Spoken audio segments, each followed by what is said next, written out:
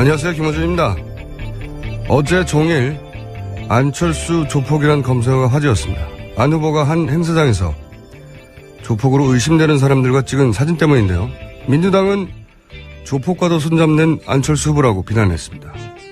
이 공격은 조폭과 안 후보의 연루가 확인된 바 없는데 조폭이란 자극적 단어와 안 후보를 일단 묶어버리는 치사한 전략이죠.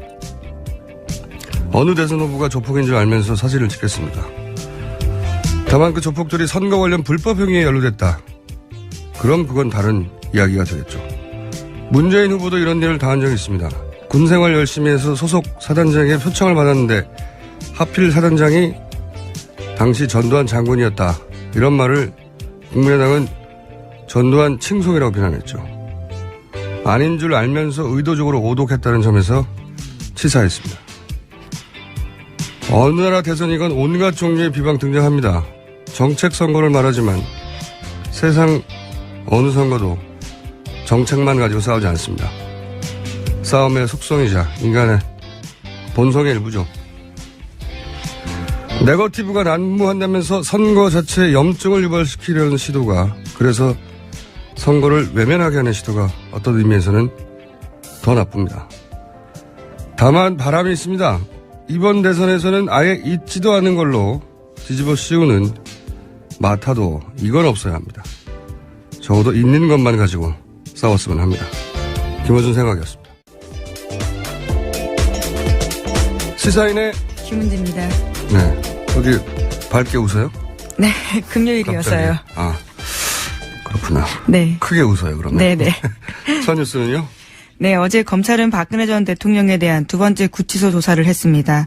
박 전 대통령은 여기서 안종범 전 수석의 수첩에 대해서 부인을 했다라고 하는데요. 다른 사람에게 듣고 적은 내용 같다라면서 그 내용은 전혀 알지 못한다. 이렇게 했다고 합니다. 이 해명의 수준이 너무 낮아요. 안종범 수석의 거의 50여 권에 이르는 실록이라고 막 부르는, 정말 실록이라고 부를 만큼 자세한 내용들. 꼼꼼합니다, 굉장히. 안종범 수석이 그 대통령이 불러주는 여러 가지 사안들을 받아 적느라고 1시간씩 전화기를 들고 있었다. 뭐 이런 정황들. 대포폰으로 전화해서. 그거를 그럼 대통령이 아닌 사람이 했다는 거예요? 안종범 수석에게 그렇게 지시할 수 있는 사람이 누가 있습니까? 대통령 왕수석인데. 혼자 상상으로 썼다라는 주장인 건지 뭔지 모르겠는데요. 말도 안 되는 소리죠, 이건. 예, 그런데 안 전 수석은 지난 1월 16일, 그러니까 헌법재판소에 나와서요, 그와 관련해서는 박 대통령 이야기해 준 걸 대부분 다 썼다, 이렇게 밝힌 바가 있습니다. 그러니까 말이 안 맞는 거죠. 이미 쓴 사람이 그렇게 이야기했는데요. 대통령의 수석 중에 첫 번째 수석인데, 대통령 외에 50여 원을 받아 적게 할 수 있는 사람이 어디 있어요. 이걸 다른 사람이 어떻게 믿어요. 재판관이. 이 변명을 이렇게밖에 못하나요? 형량이 많이 나올 것 같아요. 자, 다음 뉴스는요? 네, 우병우 전 수석도 어제 검찰 소환돼서 조사받았는데요. 16시간 40분 조사받고 오늘 새벽 2시 40분 정도의 조사가 마쳤습니다. 검찰은 영장을 청구할 방침이라고 밝혔습니다. 이번엔 발부 가능성이 높죠, 사실은. 자, 이 사안은 영장이 청구되면 아마 다음 주 중에 되겠죠? 그때 다시 한번 자세히 다루는 것으로. 예. 다음 네. 뉴스는요? 예, 관련해서 뉴스타파 짧은 보도가 하나 있긴 한데요. 제목만 말씀드리면 우병우 측근이었던 국정원 2차장이 특검 인사에도 개입했다라는 이야기도 있습니다. 그러니까요. 예. 그러니까 특검을 만약에 성공했다면 걱정하지 않았겠죠. 자기 사람이 거기 꽂혀 있으니까. 그 사안은 역시 다음 주에 영장이 청구되면 다시 다루기라고. 자, 다음 뉴스는요? 네, 대선 공방 점점 뜨거워지고 있습니다. 네. 특히 더불어민주당 문재인 후보와 국민의당 안철수 후보 간의 검증 공방이요, 불붙고 있는 형국입니다. 관련해서 안철수 후보 쪽에서는요, 문재인 후보 쪽에서는 안철수 후보 쪽에 차떼기, 사회이사 이런 쪽의 이야기들을 문제 제기했는데요. 예. 지난 24일 전주행사 당시 포럼에서 조폭으로 분류될 수 있는 사람 몇몇이 사진을 찍었다라면서 문제 제기하면서요. 또 관련해서 차떼기 논란도 있다라고 밝히고 있습니다. 이게 어제 저도 처음에는 검색해보고 무슨 일인지 몰랐는데 일단 안 후보 측에서도 또 반대로 제기하는 문제들이 있죠. 그부터 먼저 예, 짚어볼까요? 그렇습니다. 네. 뭐 관련해서 반박도 하고 있습니다. 터무니없는 네거티브 전략이다 이렇게 이야기하고 있고요. 또 조폭설에 대해서. 예. 네. 그리고 차떼기 논란 관련해서도요. 만약에 맞다면 출당 조치까지 하겠다 이렇게 밝히고는 있습니다. 그리고 누구를 출당한다는 겁니까? 예, 당원 안철수 후보를요? 아니 당원을요. 예, 당원 2명이 지금 선관위를 통해 가지고 고발이 되어 있는 상태입니다. 예. 예. 그리고요. 안철수 후보 쪽에서도 문재인 후보에게 이 검증의 공방을 날렸는데요. 우선은 2003년에 발생했던 노무현 전 대통령 사돈의 음주 교통사고와 관련해서 은폐한 거 아니냐라는 문제 제기하고 있고요. 또 아들 준용 씨의 취업 특혜와 관련해서 의혹이 있다 이렇게 주장하고 있습니다. 이게 이런 건 이제 앞으로 계속 나오겠죠. 이 사진이 찍힌 것 그 자체로는 사실 해프닝에 불과하죠. 어떻게 합니까? 조폭이죠. 저도 사진 많이 찍히는데 누군지 몰라요. 같이 찍다 보면 뭐 네. 조폭이세요라고 묻진 않겠죠. 예. 저는 묻습니다만은. 아, 그러니까요. 예. 그 예전에 허경영 씨가 예. 박근혜 의원 시절에 옆에서 찍은 사진 가지고 장사 많이 했거든요. 누군지 어떻게 합니까? 네.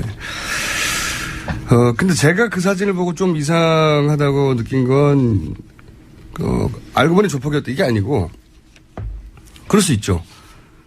근데 그분들이 그 강연을 듣는 청중 쪽에 앉아 있었던 게 아니라 안 후보 뒤쪽에 앉아 있었거든요. 주최 측이라는 소리죠. 그 점이 좀 궁금했어요, 저는. 이분들이 왜 이 행사를 주최한 쪽에 앉아 있을까? 그래서 마침 주진우 기자가 전주 출신입니다. 예. 생긴 게 굉장히 불량하지 않습니까? 네, 그거 당사자의 반박이 있을 것 같습니다. 그거 조폭과 굉장히 잘 알아요. 예, 주요 취재원들 중에 한 명으로 알고 있습니다. 네, 주요 취재원들, 예. 조폭들은 그래서 제가 전화를 했죠. 전주 지역 조폭, 개보 좀 알아보라고. 바로 나오더라고요. 예. 보니까 조폭 통신을 돌려본 거죠. 조폭 통신을. 돌려보니까 뭐 언론에서는 맞다 아니다 뭐 확인이 안 된다는데 맞다고 합니다. 예, 조폭 통신 돌려보니 지역에. 그 중에는 감옥 갔다 온 사람도 있다고 해요. 그러니까 맞긴 맞는 거죠. 근데 여기까지는 그냥 그 지역 행사 관리를 잘못한 정도의 실수. 예. 아마도 뭐 많이 올라가 봐야 도의원 정도 레벨에서 책임질 일 아닌가. 그거 어떻게 합니까? 그 후보가. 이 정도로 안철수 후보가 조폭에 연루했다고 하면 이거 도가 맞죠. 뭐가 아쉬워서 조폭에 연루가 돼요. 근데 이제 여기서 확인할 게 하나 남긴 해요. 하나. 뭐냐면 그 다음날 이제 광주 지역 경선에서 렌터카로 이제 경선 참여자들을 동원했다 이런 사건이 있었죠. 네, 그 부분이 지금 선관위가 네. 검찰에 고발한 건입니다. 사실 선거 동원 이거 새누리당, 민주당 과거에 많이 했어요. 굉장히 많이 했습니다.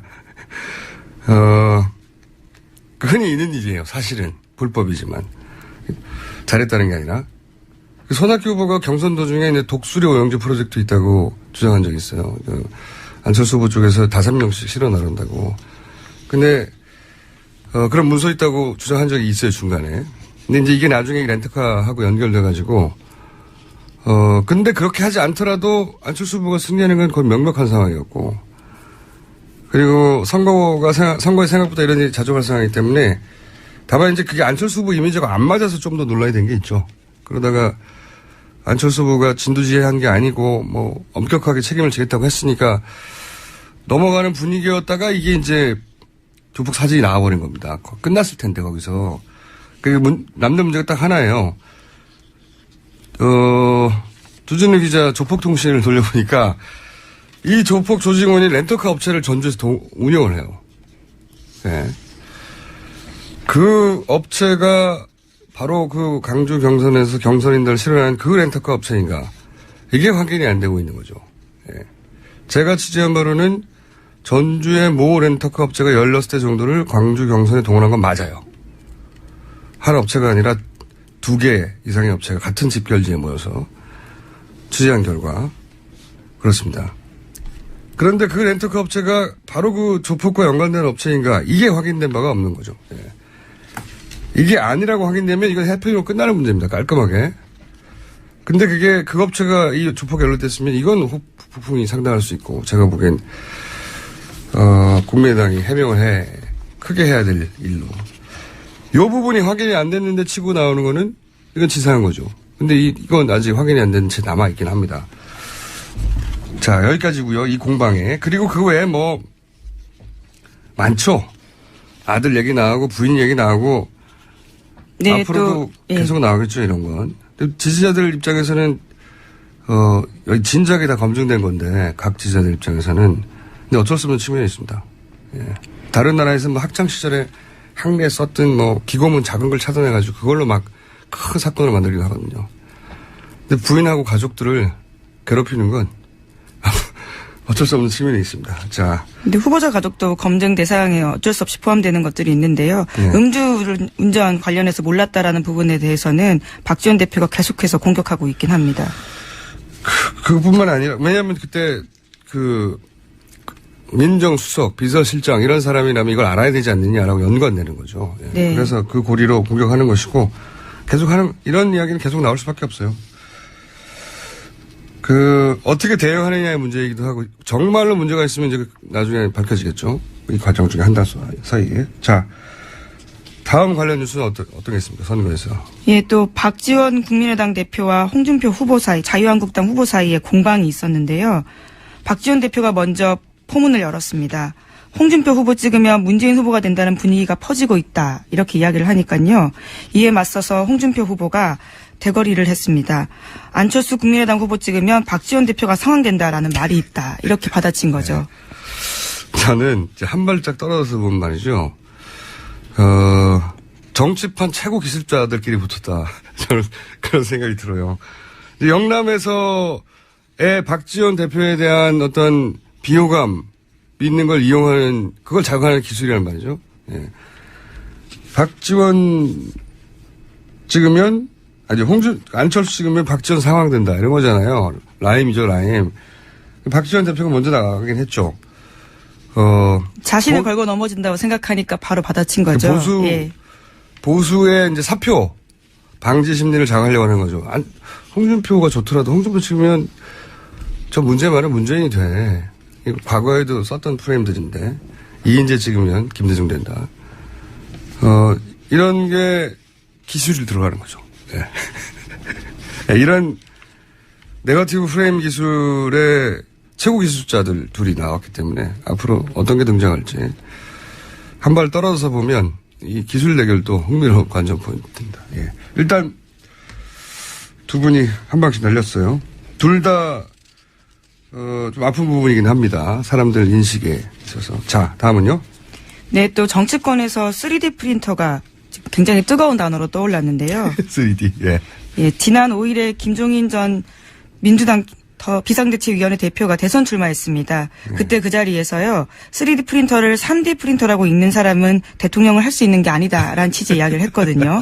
그러니까 문재인 후보를 공격한 거죠. 이거는 3D, 그러니까 3디멘션, 3차원 프린터인데, 그러니까 그걸 3D로 읽다니 무식하다 혹은 뭐 촌스럽다 이런 공격이죠. 예.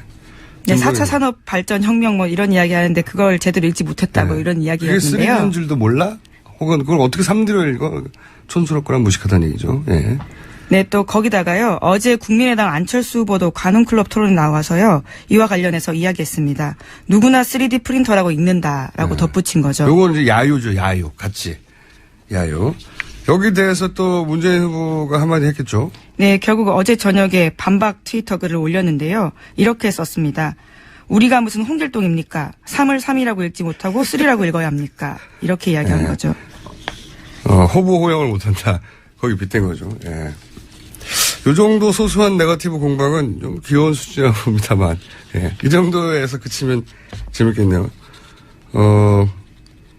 이 사이에 한글 문화연대도 태어나왔어요. 예. 이게 재밌는 일인데, 왜냐하면 한글 문화연대니까, 아니 왜 3월 꼭 3라 읽어야 되냐고, 그러면서 이제 한글 문화연대니까 입체 성형기, 3차원 인쇄기, 이렇게 부르지 않은 게 문제지, 이렇게 치고 나가고, 이 정도면 귀여운 공방입니다. 아직은 이 정도 수준에서 각 후보들은 직접 공방을 하고 있어요. 근데 3D를 3D라고 읽었다고 대통령을 못한다는 공격 자체가 좀 수준이 낮긴 했어요.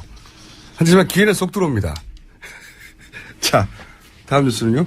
네, 다른 후보들 이야기도 좀 전해드리겠습니다. 바른정당의 유승민 후보 같은 경우에는요, 1박 2일로 PK와 TK 계속 지금 지지를 다지고 있습니다. 광폭 행보를 하면서 영남 지역에서 전통적인 보수층 지지를 이끌어내려고 하고 있습니다. 그렇군요. 유승민 후보가 지금 뭐랄까요, 정의당의 심상정 후보, 보수의 정의당이 됐어요. 네. 네, 자질은 훌륭한데 지지율이 안 나와서 이렇게 사표 방지 심리에서 자꾸 외면당하고 있는, 그렇게 될 줄 누가 알았겠습니까? 예. 그런 상황이고, 정의당 입장에서도 안타까운 일이죠, 지금. 문안 구도가 자기 영역을 자꾸 줄이고 있죠, 정의당은. 네, 그래서 어제 심상정 정의당 후보가 국회에서 기자간담회 열었습니다. 관련해서 이야기했는데요. 소위 양강구도는 국민의 뜻이 제대로 반영되지 않은 퇴행적인 정치공학의 산물이다. 기득권 세력이 이번 대선을 문재인 대 안철수 양강구도로 몰아가고 있는데 나는 이번에 정치 인생 걸고 완주하겠다. 이렇게 밝혔습니다. 그러니까요. 유승민, 심상정 후보는 오히려 더 이 상황에서 기필코 완주하겠다고 그런 상황이 됐죠. 예전에는 이 진보 진영에서는 진보 정당들이 주로 표가 아쉬우니까 사퇴하라는 얘기를 엄청나게 많이 들었었죠. 근데 이 유승민 후보도 지금 보수 진영에서 그런 압박을 받을 수 있죠. 예. 그런 상황이 될 수도 있는. 그래서 이제 유승민 후보 쪽에 이현 의원이 이제 다 이해하기 시작했다고. 안티조선 운동도 이해하고 정의당 입장도 이해하고. 예. 대통합의 행보를. 저는 정의당과 바른정당이 만약 이 선거 전대하면 참 재밌겠다는 생각을 혼자 합니다. 예. 그런 생각 안 해보셨어요? 두 정당 모두 좀 놀랄 것 같은 제안입니다. 놀라긴 하겠죠. 뭐. 예. 못하라는 법이 있나요? 어쨌든 이제 본격적으로 선거가 시작됐는데 짜장면도 아시겠지만 사람이 이렇게 싸우는 게 본성이에요. 예. 어쩔 수 없는 부분도 있습니다. 다 검증된 걸로 왜 그러냐도 하겠지만 3D도 나왔잖아요. 뭐 이런 것도 나와서 예전에 생각해보면 2012년에 안철수 후보가 자신의 고교 시절에 학교 라이벌전에 최동원 선수가 투수로 나와서 그걸 보고 응원했다. 이런 뭐 간단한 에피소드를 얘기한 적이 있어요. 근데 최동원 선수는 연대 77 같은 고등학교 출신인데 안철수 후보는 서울대 80인데 어떻게 같은 시절에 고등학교를 다니냐.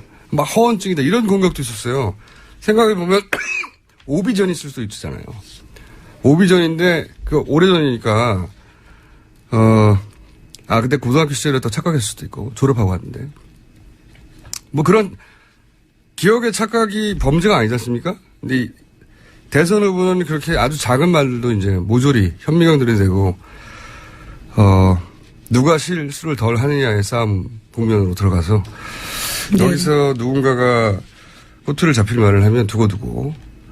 네, 게다가 이번 대선은 유달리 짧은 기간이기 때문에요. 더더욱 그런 공방이 빨리 뜨겁게 차오르는 것 같습니다. 앞으로 더 많이 나올 거라고 봅니다. 더 많이. 자, 오늘은 그냥 시작되고 3D, 3D는 굉장히 귀여운 수준이나요. 근데 그 첫 출발이 제가 보기에는 안철수 조폭 사진으로 시작된 거다. 어제 하루 종일 검색을 오르면서. 자, 앞으로는 인연이 더 많겠죠. 저희가 문제가 되는 거 있으면 좀 디테일하게 짚어보겠습니다. 네. 마침 주진우 기자가 전주 조폭들과 매우 밀접한 관계라서 저희가 좀 디테일한 뉴스를 전해. 네, 취재원으로서 밀접하다라는 취지의 말씀이신 거죠? 아니, 어린 시절에 같이 놀았다는 얘기가 있어요. 제가 어제 네. 통화하다가, 거기 어떻게 돼가, 잘 알지. 그래서 한참 조폭통신을 어제 밤 늦게 돌리기 시작했어요. 아마 조만간 뭔가 구체적인 게 나오겠죠. 아니다, 맞다, 뭐, 어디까지다. 자, 여기까지 하겠습니다. 지금까지. 시사인의 김은지였습니다. 감사합니다. 새로운 코너입니다. 저희가 내부자 둘이라고 하는 인기 코너가 있습니다. 오늘은 버전 2입니다. 네. 합의 내부자 너희. 오늘 또 다른 내부자 둘. 자유한국당의 원내 대변인 정태욱 의원 나오셨습니다. 안녕하십니까? 예, 안녕하십니까? 예. 국민의당 원내 수석부대표 김관영 의원 나오셨습니다. 안녕하십니까? 네, 안녕하세요. 김관영입니다. 안민석 의원, 김성태 의원 두 분이 이 자리에서 매일매일 싸우거든요. 예. 나오실 때마다. 혹시 들어보셨습니까? 들어봤습니다. 예. 예. 듣고 무슨 생각이 드시던가요? 우리 김어준 공장장님이 너무 심하게 공격하는 것 같다. 이렇게. 아니. 그 서로 민주당 당원이 아닌가라는 느낌을 받았습니다. 또 이 당원 아닌가요? 프레임 공격을 또 하시네. 자. 네. 오락 프로그램으로 가는 게 아닌가. 오락 프로그램. 예. 자, 두 분, 이제 대선 정국이기 때문에 더더군다나. 예. 평상시, 평화시에 나온 게 아니라. 그리고 제가 보기엔 그 김관영 의원님은 오늘 나를 잘못 잡으셨어요. 그죠? 왜요? 아니, 하필이면 안철수 조폭 이 검색어가 막 떠가지고 뭔가 해명해야 될 타이밍이지 않습니까? 검색어는 이제 그렇게 뜨니까 사람들이 궁금하죠. 도대체 네. 안철수 조폭이 어떻게 연결될까? 네. 이렇게 이제 걱정이 돼서 검색을 많이 하신 것 같아요. 저희는 지금 20대, 30대가 좀 지지율이 낮은 편입니다. 네. 그렇기 때문에 이번 기회에 이 인지도는 확실히 높일 것 같고요. 다만 또 조폭과 아무 관계없다라고 하는 것이 밝혀지면 네. 오히려 더 긍정적으로 작용하지 않을까 저는 기대해 봅니다. 이 사건은 어떻게 보셨습니까? 이제 우리 존경하는 김관영 의원님께서 그렇게 이야기하지만은. 의원님, 진짜로 존경 안 하시잖아요. 아닙니다. 우리 훌륭한 공무원 출신 중에 네. 재선 의원으로서, 지금 원내 수석급으로 네. 정말 활동을 열심히 하시는데, 다른 야당 의원들 솔직히 우리가 좌파라고 많이 공격하는데 네. 아주 합리적으로 하는 분입니다. 그래서 제가 젊으신 분이 참 잘한다 그런 느낌을 항상 가지고 있습니다. 그렇다고 존경까지는. 그냥 의례적으로 쓰는 말은 얘기입니다. 말은 그래서 상대당 의원님을 부를 때 다소 존경하도록 하죠, 그럼. 다소 존경할 때도 있는. 그런데요? 예. 그런데 이번에 내가 이거를 조폭건 자체를 우리가 네거티브라 그렇게 이야기하는 건 아니고 두 가지 측면이 있습니다. 이제 본격적으로 안철수 후보에 대해서 검증이 들어갔다. 그렇게 들어가는 측면이 있고, 측면이 이제 시작됐다. 예. 좋은 면도 있겠죠. 이제 검증이 됐다는 그만큼 주목을 받으니까 검증이 들어갔다는 측면이 견제가 들어가는 거죠, 견제가. 예. 그리고 두 번째 이제 조폭이라 하는 거는 그거는 사진을 누구라 찍느냐도 문제가 있겠지만은 안철수 후보가 가지고 있는 가장 큰 문제점이 바로 애매모호성 때문에 이 사람 저 사람 아무 지지를 지금 다 받아놨는 그런 상황이거든요. 그러다 보면 그중에 조폭도 들어갈 거고 또 희한한 사람도 다 있을 거예요. 그런 것들이 앞으로 이제 검증 과정에서 막 이제 문제가 생길 거고 그러다 보면은 실체가 드러나지 않을까 저들은 그렇게 기대합니다. 그러니까 자유한국당이 바로 세게 들어오네요. 세네요. 예. 그런데 이제 정 의원님도 선거 해보시면 알지만은 여기도 존경하는 정 의원님 해주셔야죠. 예. 정말 존경합니다. 네. 저는 마음으로 존경하기 때문에 표현은 제가 자제하겠습니다. 그런데 이 선거를 해보다 보면요, 네. 유권자들이 막 와서 사진을 찍어달라고 합니다. 그거는 저도 이해합니다. 네, 그러면 누군지 몰라요. 예. 그거 거절할 수 없어요. 네. 그리고 솔직히 한 번이라도 사진 찍는 것이 유리하기 때문에 그거 거절하지 않고 다 사진 맞습니다. 이렇게 찍어주거든요. 예. 그렇기 때문에 사진 찍을 때 당신 직업이 뭐요? 예. 뭐 하는 사람입니까? 안 물어보죠. 물어볼 수 없잖아요. 저는 물어봅니다. 물어봅니까? 당신 뭐야? 이렇게 물어봅니다. 그렇기 때문에 안 대표님이 그날 가가지고 강연하러 갔다가 끝난 다음에 여러 사람들이 사진 쉽게 말하면 한 20방 이상 그런 찍거든요. 상황이겠죠. 네. 근데 이 사람들이 와서 사진 한번 찍자고 이 사람들이 사진 한번 찍자고 쭉 사진 찍자고 하는데 그거를 일일이 다 물어볼 수는 없는 건데 그거를 그렇게 그 사정을 다 아시는 분들이 네. 그렇게 얘기하는 건 좀 과하다는 생각이 들고요. 저 뭐라고 말씀하시겠습니까? 그리고 제가 꼭 이렇게 토스 안 하더라도 알아서 주고받으시면 됩니다. 충분히 이해할 수 있는 면이 있죠. 네. 정치인이 사진 찍자고 하면 다 찍는데 네. 이 사태의 본질은 안철수 후보가 가지고 있는 지지의 스펙트럼이 너무나 다양하다는 겁니다. 그 좋은 거 아닙니까? 그러니까 좋은 면도 있지만 그것이 본격적인 검증이 들어가고 실제로 구체적인 정책에 들어갔을 때는 거기에 헛수가 빠지기 시작할 거라는 거죠. 조폭조차 지지하는 후보 얼마나 좋습니까? 뭐 그런 면도 있지만 보수 유권자도 지지하고 조폭도 지지하고 진보적인 유권자도 지지하고 이렇게 해석할 수도 있잖아요. 뭐 그렇죠. 네. 그런데 이제 조폭이 지지한다는 게 공개적으로 알려지는 순간에 조폭을 싫어하는 국민들이 80%이기 때문에 또 그러면은 이제 95% 되겠죠. 예. 80%가 그러면 또 아니라. 빠지는 거고. 그리고 또 그 안철수 후보가 이제까지 보인 것 중에 젊은 학생들에게 뭔가 있을 것 같아가지고 막 강연해가지고 인기 끌었지만 막상 가보니까 별 게 없어가지고 이 지지율 빠지고 그러니까 이게 안철수 후보 이제까지 보인 일반적인 정치 지지는 어떤 상황이 생기면은 지지율이 확 모였다가 좀 검증이 돼가거나 시간이 지나면 또 쭉쭉 빠지는 항상 밀물과 선물이 왔다 갔다 하는 후보. 그러니까 굉장히 짧은 주기에 밀물이 오고 또 아주 짧은 시간에 선물이 되는 이런 지지율 현상을 보여왔습니다. 그렇기 때문에 이번에도 마침 밀물이 들어왔을 때 조폭하고 사진 찍었고 또 조폭 때문에 선물처럼 이 지지율도 빠질 거다. 저는 그렇게 생각합니다.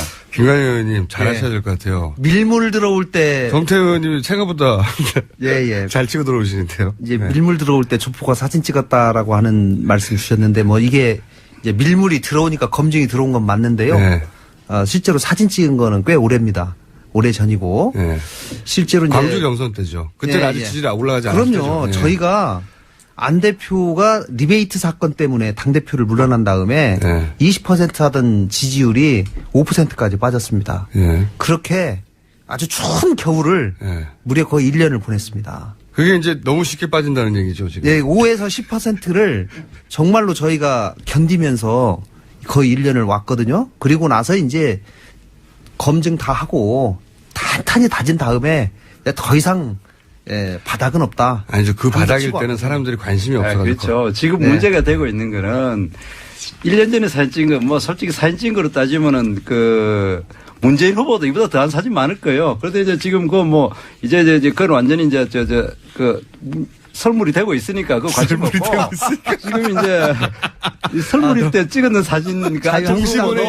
안철수 문재인 동시보내기. 그러다 되니까 밀물에 들어오니까 그때 그 선물 때 사진도 이제 지금 나와가지고 이제 검증이 들어가는 거죠. 그러니까 좋습니다. 안 후보에 대해서 검증을 제대로 하자. 네. 이제 어느 정도 가능성이 생겼기 때문에 그거 뭐 저도 동의하고요. 그리고 특히 대통령 될 사람에 대해서 하나부터 네. 열까지 그렇죠. 모든 낱낱이 것을 해야 제대로 무슨 생각을 갖고 있는지 무슨 정책을 갖고 있는지 그 사람이 어떤 행로를 밟아왔는지에 대해서 정확하게 검증해야 된다는 것은 저도 100% 동의합니다. 그렇기 때문에 저도 마다하지 않을 것이고요. 네. 그리고 정정당당하게 대응을 해야 된다고 생각합니다. 그러면 저는 사진은 정말 조폭인지 알고 찍었다는 건 말이 안 된다고 보는데요. 이거는 좀 이상했어요. 그 찍힌 분들이 예를 들어서 그 강연장의 앞에 와가지고 아우 조폭이지만 나 안철수 좋아하고 올 수 있잖아요. 네. 당연히. 네. 그분들은 뭐 사람 아닙니까? 좋아할 수 있죠. 근데 그게 아니라 행사장 뒤쪽에 이렇게 앉아 있잖아요. 그러면 그 주최자라는 얘기거든요. 행사장 뒤쪽에 앉아 있었습니다. 그러니까 안철수 후보가 앉아 있고 그 앞쪽으로 이렇게 앉아 있다가 나와서 사진 찍는 게 아니라 행사장 뒤쪽에 이렇게 병풍처럼 앉아 있는. 그러니까 주최 측 쪽에서 앉았구나 이런 사진이란 말이죠. 아니 김관영 의원님 정말 존경하는 김관영 의원님 이 문제의 핵심은 사진을 찍었느냐 여부가 아니라 그 렌트카 업체를 하는 뭐 조폭인지까지는 직업을 정확히 모르겠습니다. 그 양반들이 이번에 대량으로 사람을 이 선거인단을 실어 날랐다는 거예요. 근데 그 렌트카 업체가 그 조폭과 직접 연관이 있는지는 확인되지 않았어요. 확인이 안 되고 있는데 그래서 지금 그리고 시점으로 워낙 많이 떨어져 있기 얘기를 때문에 하는 거죠. 그래 되니까 누군가가 이 렌트카 업체 내지 조폭들을 조직적으로 동원한 것이 아닌가 이렇게나만 제가 알기로는 뭐 그런 의혹은 민주당에서 문제를 제기한 걸로 알고 있습니다. 그렇기 때문에 이 부분에 대해서 반가우셨죠. 예. 이제 밀물이 저건 동지 아닙니까? 설물이 곧 올 겁니다. 설물이 한 달 내려오기를 저들이 아주 기대하면서. 저희는 그 부분 알아보셨죠. 그렇기 때문에 아직까지 저희가 확인한 바로는 당시에 그 모임 주최하신 분들이 전라북도의 JC 회장 하신 분이 그 모임을 주최를 하셨어요. 근데 그분들이 그러다 보니까 그 사진 찍힌 분들 신분을 정확히 몰랐다 이런 건 거죠. 안 대표님은 몰랐고요. 그건 당연한 거고. 안 대표님 몰랐고 이제 당연한 거고요. 그러니까 이제 청년들이 이제 몇 분 더 오셨는데 그 JC 회장님, JC 회원들이 그 대부분인데 그분이 또 다른 사람들 이제 예를 들어 오라고 하면 또 했겠죠. 데리고 오지 않겠습니까? 그렇죠, 그렇죠. 야, 가자. 여기도 이런 좋은 모임이 있는데 갑시다. 이렇게 해가지고 이제 갔는데 그 중에 뭐 그런 사람들이 포함이 됐는지 모르겠습니다. 몇몇 개 있었다. 예, 그런 차원이지 이게 무슨 조직적으로 됐거나 뭐 하거나 이런 차원은 전혀 아니고 그리고 그날 참석한 전체 회원이 한 200여 명 되는데 그 중에 소위 이 또 젊은 청년들은 한 30명 정도 되는 것으로 그렇게 지금 파악되고 있습니다. 그때 그 회원 그 무리에서 온 검증해봐야 돼요. 6명이 전부가 아니라 안 찍힌 사람들도 있다. 예. 그럼 더 문제 잡혀가는 거 아니에요? 더 큰 문제 아니에요? 아니요, 그건 아니고 어떤 모임에서든지 간에 사람들이 뭐 올 수 있는 거니까. 예. 뭔가 잘못 말하신 것 같아요. 조폭이 6명이 아니라 30명이었어 뭐 이렇게.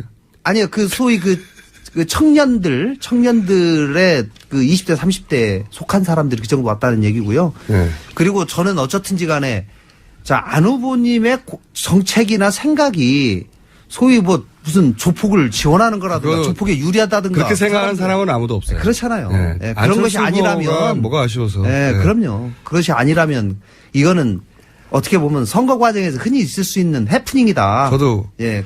렌터카 업체가 그쪽에 연결된 것만 아니라면 해프닝이라고 봅니다. 그 부분을 기다리시죠. 예, 뭐 그런 부분도 있지만은 중요한 거는 이 사람 저 사람 지지를 다 받는다라는 그 사실이 아마 곧 이제 빠질 겁니다. 쉽게 빠질 것이다. 근데 그러니까 모든 계층의 지지를 받도록 노력하는 것이 선거 전략 아닌가요? 그렇게 따지면 홍준표 후보는 모든 지지층으로 또 받아야 될 상황 아닙니까? 지금 너무 지지율이 안 올라오고 있는데요. 이제 어떻게 합니까? 우리 이제 공격하시죠.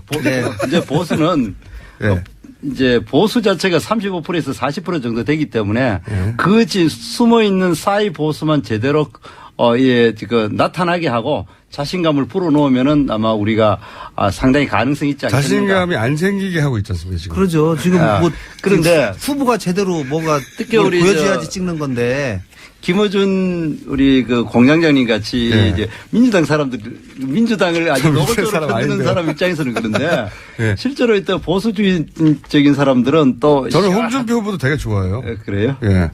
굉장히 친하고. 앞으로 하지만 지지율을 안 나오는 거예요. 자유한국당에도 좀 가입하십시오. 그럴까요? 예.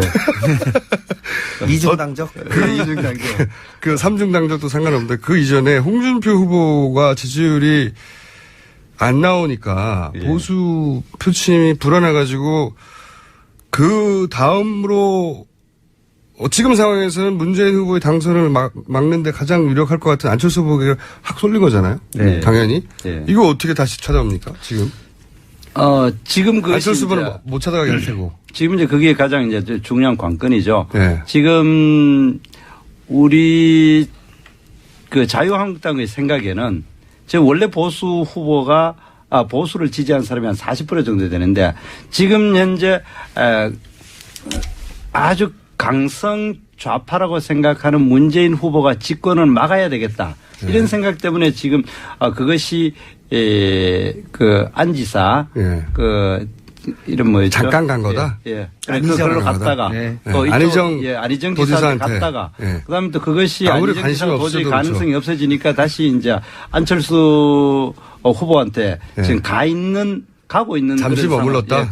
가고 있는데 머물렀다가 계속 끝까지 갈 수 있잖아요. 그렇죠. 그는 선거는 이제 알 수가 없지만 그래서 저희들은 그 보수 후보를 보수를 지지하는 세력들을 어떻게 모을 거냐 이것이 이제 관건인데 우리는 두 가지 점에 주목을 하고 있습니다. 첫 번째는 우리가 출발 자체가 굉장히 늦은 측면이 하나 있습니다. 탄핵 때문에. 그리고 두 번째로는 제대로 된 보수를 결집할 수 있는 인물이나 정책이 아직 제대로 선보이지 못했다. 이런 측면인데 지금 이제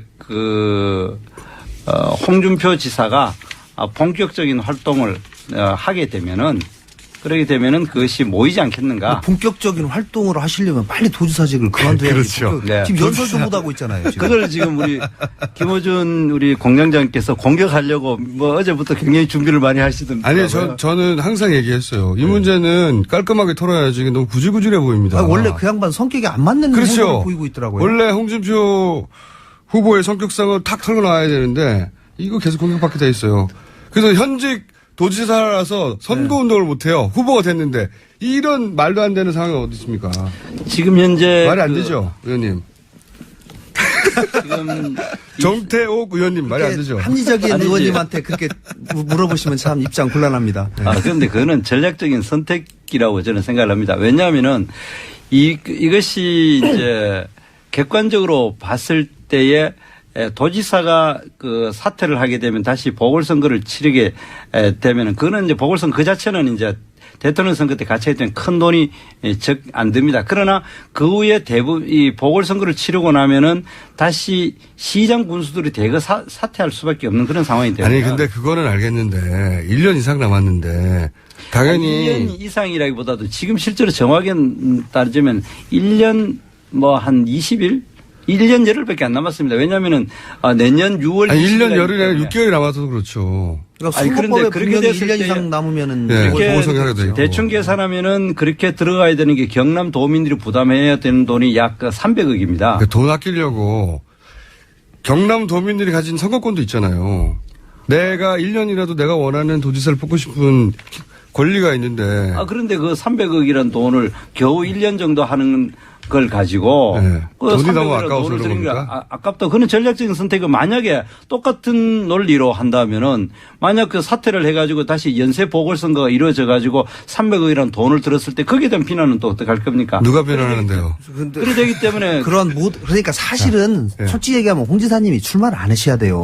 에이, 그건 너무 비약이고. 아니 왜냐하면 저희 당 기준으로 보면요. 정치자금법으로 기소돼가지고 1심서 유죄 두 분의 기소만 돼도 네. 기소만 돼도 당원권 정지입니다. 두 분 이름이 지금 검색어에서 이 대선 후보 자체로 난리 당내 났어요. 경선에 등록 자체가 안 돼요. 저희 당 이 기준에 의하면 사실은 지금 하면은 안희정 지사나 아니 그거는 이미 다 끝난 안희정 일이잖아요. 지사는 민주당입니다. 예, 민주당인데. 국민의당을 아니, 그 공격하시죠. 다 마치 끝난 얘기고. 해픈투비 지금 국민의당에 예. 마침 해픈투비.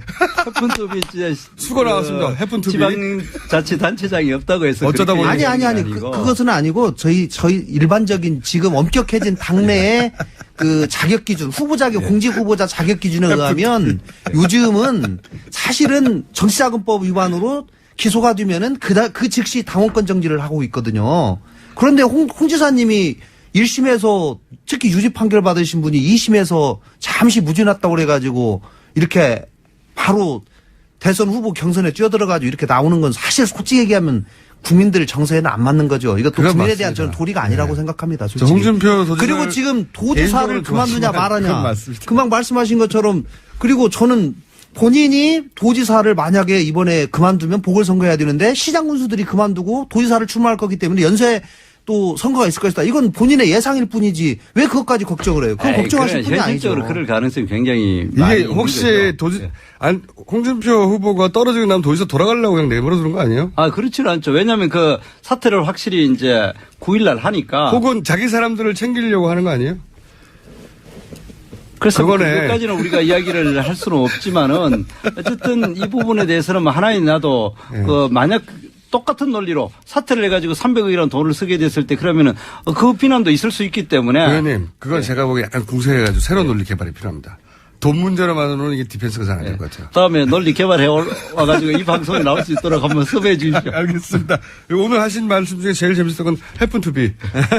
영어 좀 되십니까? 아예 아닙니다. 부지부식간에 해픈투비. 어쩌다 보니. 영어 예. 잘하십니다. 아, 그래요? 예. 영어를 왜 잘하십니까? 전혀. 왜 잘하신다고? 영어를 잘하고 싶었습니다. 사모님이 영어를 워낙 잘하시기 때문에. 사모님요? 예. 왜요? 캘리포니아에서 사시는? 지금 대한민국 통상 교섭을 책임지고 계셔서. 사모님이요? 예. 오. 그래서 제가 같이 사시니까. 사모님과 저는 영어로 잘하고 있어요. 대화하시는 전혀. 저도 한때 영어를 굉장히 잘하고 싶었던 사람 중에 한 명입니다. 네, 해픈투비 정태우 의원님 앞으로 제가 해픈투비로 아니 말하다 갑자기 해픈투비가 툭 튀어나와가지고 네. 제가 깜짝 놀랐습니다. 자연스럽게 녹아들어가지고. 네. 자 그런데 국민의당이 만에 하나 그 조폭이 하필이면 그 렌터카를 한 조폭이었다라고 만약 연결고리가 나와버리면 어떡합니까? 그런 일 없어요. 일 없다고요? 자꾸 가정적으로 말씀하시는데 그거는 제가 볼 때는 그럴 가능성 저는 제로라고 봅니다. 그렇게 단정적으로 아니, 그건 제가 확신합니다. 그래요? 예. 네. 근데 지금 이제 네거티브라고 자꾸 이야기하는데 네거티브가 아니라 검증이 본격화되면은 네. 국민의당의 아킬레스건은 네. 그랬군요. 조폭보다는 네. 이 정체성이 뭐냐. 그 중에 가장 중심이 되는 것이 네. 이 박지원 당 대표가 되지 않을까. 저는 그렇게 생각합니다. 지금 이제 안철수 후보를 바라보는 많은 시각들 중에 홍준표 의원이 후보가 말한 안철수 찍으면 박전 상황된다 그 프레임이요. 그러니까 정확한 표현은 상황까지는 안 될지 몰라도 안철수 찍으면은 박지원이 집권하는 이런 현상이 일어날 거다. 그리고 지금 현재 보면은 그런 것이 여러 곳에 나타나는데 사드 문제에 있어 가지고도 우리 국가 안보에서 가장 중요한 것에 대해서 안철수 후보가 사드는 지금 필요하다. 이런 생각을 가지고 있습니다만은 그러나 박지원 대표를 비롯한 국민의당 당론으로서는 그거 해야 된다 이렇게 이야기하고 있고 그거는 여러 가지 정책에 있어가지고 사드 문제는 어제 관훈 토론회에서 안철수 대표가 명확하게 입장을 얘기를 했습니다. 네, 입장을 좀 바꾸셨죠. 예, 확실히 해야 되고 앞으로. 근데 당론하고 다르지 않습니까? 당론도 변경하는 절차를 가지겠다라고 분명히 얘기를 했고요. 이제 박지원 대표님과 안철수 대표의 선거 관계는 보수표를 좀 잡아보려고 갑자기 아니고 안철수 대표가 이미 대통령 출마하시면서부터 당론까지 바꾸겠다는 건. 그러니까 지금 이제 그때 당시 그런데 한편으로는 네. 우리 당이 하나가 돼가지고 안철수 대표를 이제 앞으로 대통령 뽑아주시오 이렇게 얘기를 하면서 당론은 지금 변경 절차를 하지 않았거든요.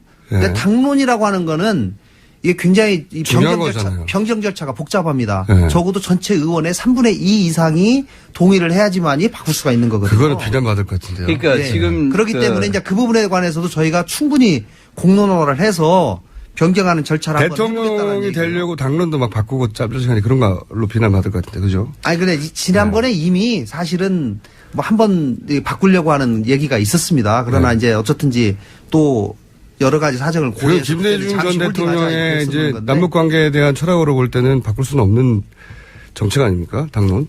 예, 저희가 그런 차원에서 처음에 사드를 맨 처음에 반대를 냈고 당론으로 채택을 한 것이 맞습니다. 네. 그런데 그 뒤에 이제 저희가 그러다가 보수표를 못 잡을 것 같으니까 이제 바꾸려는 거잖아요. 아니요.